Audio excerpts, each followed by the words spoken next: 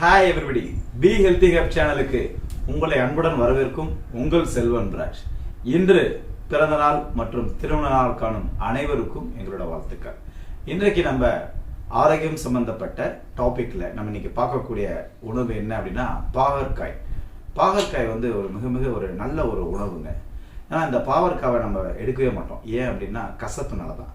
கசப்புக்குள்ள இருக்க இனிப்பால பல நன்மைகளை நம்ம எப்பயுமே பார்க்கறது இல்லை. இனிப்புக்குள்ள இருக்க கசப்பான நன்மைகளை விரும்பி நம்ம சாப்பிட்றோம்.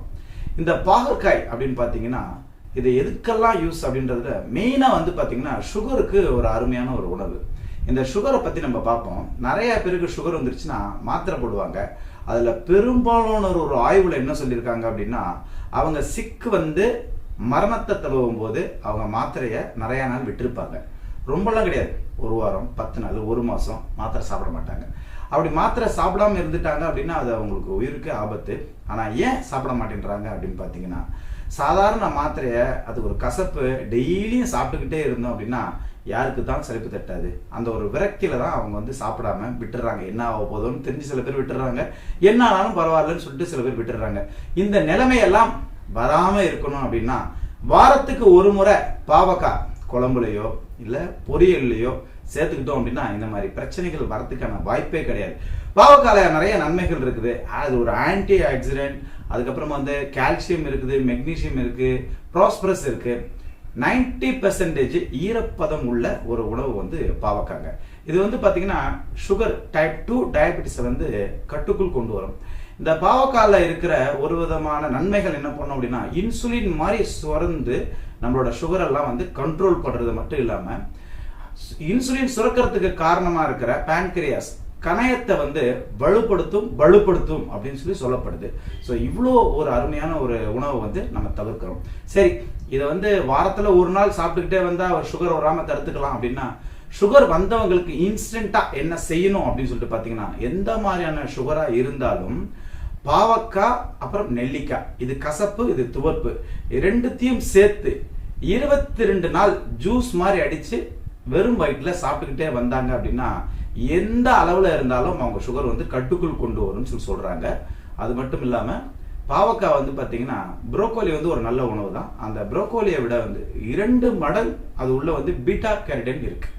இந்த பீட்டா கேரட்டின் தான் என்ன பண்ணும் அப்படின்னா நம்ம உடம்புக்கு வந்து விட்டமின் ஏவா வந்து நம்ம வந்து கன்வெர்ட் ஆகும். இதுல ஒரு முக்கிய விஷயம் என்ன பார்த்தீங்கன்னா அந்த பீட்டா கேரட்டின் அதிகமா நம்ம சாப்பிட்ற நபர்களுக்கு லங்ஸ் சம்பந்தப்பட்ட மூச்சு சுவாசம் சம்பந்தப்பட்ட எந்த ஒரு பிரச்சனையும் வராது. கண்டிப்பா கோவிட் 3rd வேக்கு இது ஒரு நல்ல ஒரு உணவு. இன்றையில இருந்தே இதை எடுத்துக்க ஆரம்பிங்க.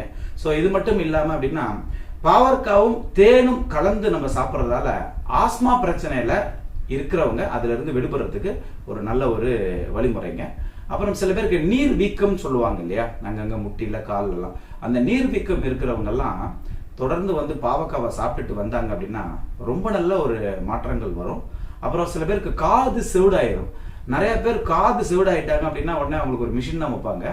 ஆனா சித்த வைத்தியத்துல என்ன பண்றாங்க அப்படின்னா இந்த காதுக்கு மருந்தா, காது செவிட்டுக்கு மருந்தா இந்த பாவக்காவும் கடுகையும் போட்டு எண்ணெயில வந்து பொரிச்செடுத்து அந்த எண்ணெயை வந்து ஆறுனதுக்கு அப்புறம் ஒரு 2 சொட்டு 3 சொட்டு தொடர்ந்து ஊத்திட்டு வந்தாங்க அப்படின்னா அந்த காடு செவிடுல இருந்து நிறைய பேர் விடுபட்டு இருக்காங்க.